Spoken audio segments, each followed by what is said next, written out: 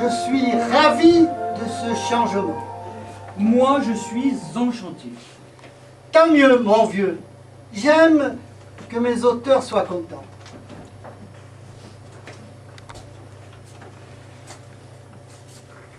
Vous m'avez fait demander. Oui. Entrez, asseyez-vous.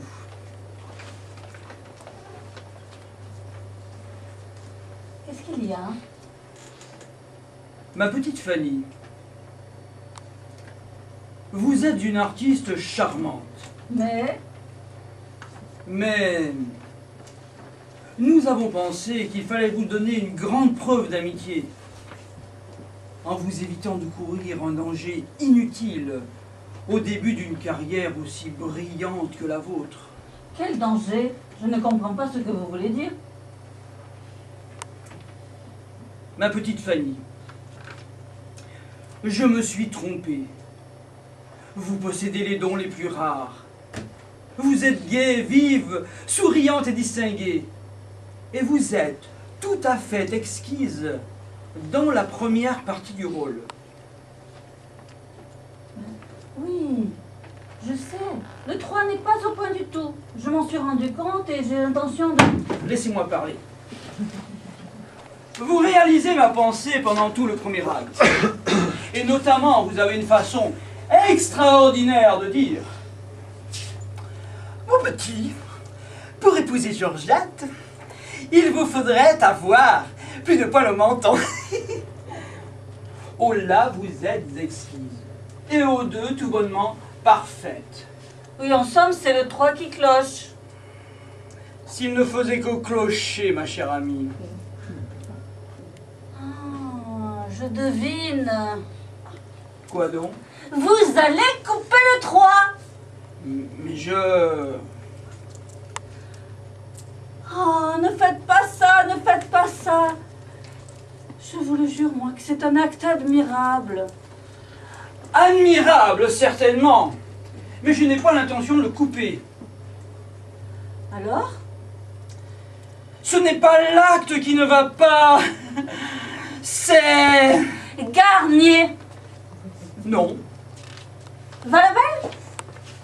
Non. Alors? C'est vous qui... Oh, ma chère amie, je vous remercie d'avoir eu la délicatesse de ne pas me faire d'observation devant mes camarades.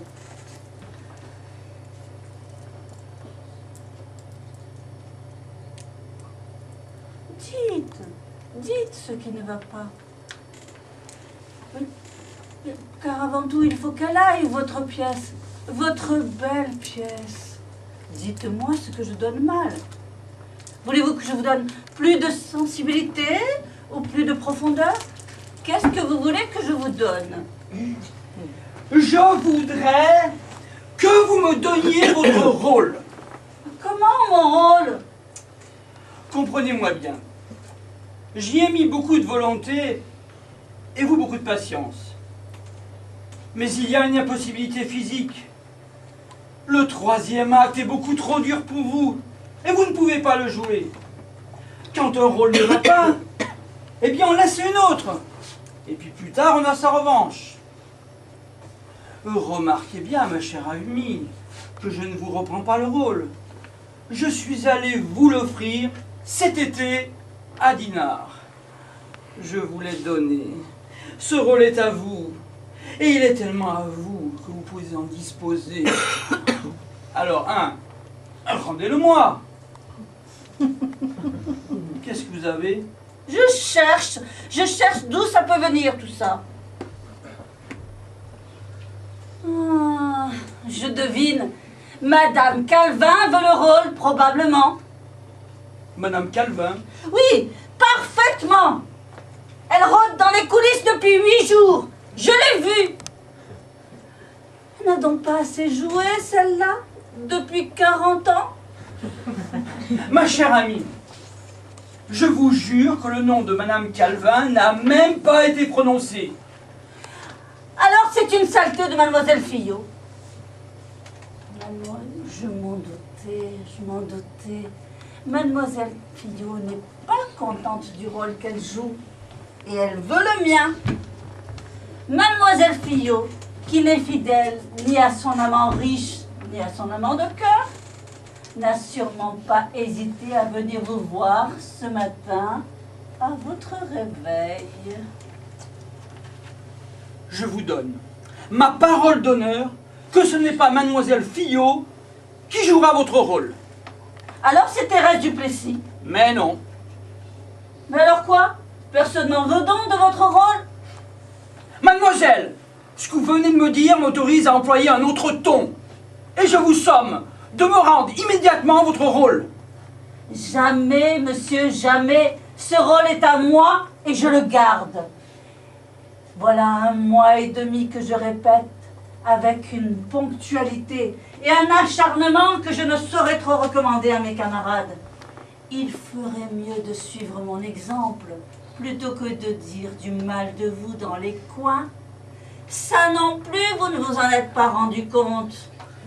Je ne me rends compte que d'une chose, mademoiselle. C'est que vous ne pouvez pas jouer le 3e acte. C'est peut-être parce qu'il est moins bon que les 2 premiers. Mademoiselle, je vous interdis de juger ma pièce. Et moi, je vous interdis de me juger avant la générale. Il me faut le public, moi, pour être bien. Je ne peux pas me donner devant le souffleur et les machinistes. Tenez, écoutez, donnez-moi encore 3 jours et j'arriverai à faire ce que vous voulez. Oubliez les paroles blessantes que je viens de vous dire. Trop tard, mademoiselle. Tenez, voulez-vous que j'aille répéter pendant 2 jours, le matin, avec Madame Kolb? Ce que vous me direz de faire, je le ferai. Mais je veux garder ce rôle. Je ne l'ai pas encore dans la bouche, mais je l'adore. Et je l'ai dans la peau. Je cherche encore mon cri à l'entrée du baron. Mais il n'y a pas de cri, mademoiselle. Il y a toute la scène avec le beau-père. Ah, quelle est belle cette scène-là! Oui, c'est entendu. Elle est belle, elle est admirable. Seulement, que voulez-vous, il faut qu'elle soit jouée. Elle le sera dans 3 jours. Mais non. Dans 3 jours, il faudra recommencer exactement la même discussion. Oh, mademoiselle, ne m'obligez pas à vous dire la vérité. Quelle vérité? Donnez-moi votre rôle et restons-en là. Si, je veux savoir la vérité. Non. Je vous rendrai votre rôle si vous me dites la vérité. Eh bien, mademoiselle, vous êtes très mauvaise au dernier acte. Ah, je suis mauvaise. Oui, mademoiselle, vous n'avez ni accent ni mouvement. Vous restez perpétuellement froide, élégante et distinguée. Eh bien, ça ne suffit pas. Quand une femme du monde est trompée par son amant, sa bonne éducation s'efface. Et on n'a plus sous les yeux qu'une femme, qu'une femelle, acharnée, violente, ordurière s'il le faut. Eh bien ça, mademoiselle, vous ne le donnerez jamais. Jamais? Non, mademoiselle, jamais. Il vous manque certaines qualités que le travail et la meilleure volonté ne peuvent pas donner. On a ça dans le sang, ou on l'a pas. Vous avez ni souffle, ni puissance, ni force. Et votre talent, en effet. Mon talent! J'en ai peut-être plus que vous de talent. Moi aussi, je vais vous la dire, la vérité. L'exposition de votre pièce ne tient pas debout. Le second acte est chippé au scandale de bataille. Le 3e est invraisemblable. Et le tout est écrit en charabia. Espèce de petite cabotine. Qui vous permettez? Cabotine? Mais il n'y en a pas un dans le métier qui soit aussi cabot que vous. Ah, si vous n'étiez pas une femme! Ah, si seulement vous étiez un homme. On dirait que vous faites faire vos pièces dans des asiles de gâteux. Et vous que vous prenez des leçons, guignol des Champs-Élysées! Goujat, voyou, Vipère! pauvre machin. Et dites-vous bien que si vous n'étiez pas l'ami d'Antoine, vous n'arriveriez pas à les placer, vos pièces. Pièces faites de briques et de brocs avec les ordures des autres. Et ce sont ces gens-là qui prétendent être des écrivains. Des écrivains! Des barbouillards de papier! Et dites... Ça paye pour faire jouer ces pièces. Et tout Paris le sait. Et si on ne le sait pas, je le dirai, moi. Je le crierai, je le hurlerai, afin que tout Paris sache que mon directeur n'est pas un tripoteur, mais un crétin. Eh ben bravo, ça y est, voilà. Vous l'entendez votre cri, vous lavez votre accent, et voilà le mouvement de la grande scène du 3e acte. Ça y est, sauvé. Restez vite dans le même état, surtout, et venez répéter tout de suite. Vous venez de faire enfin ce que je vous demande depuis 15 jours. Allez, en scène, en scène. Et le répétiteur continue dans le calme et dans la bonne humeur.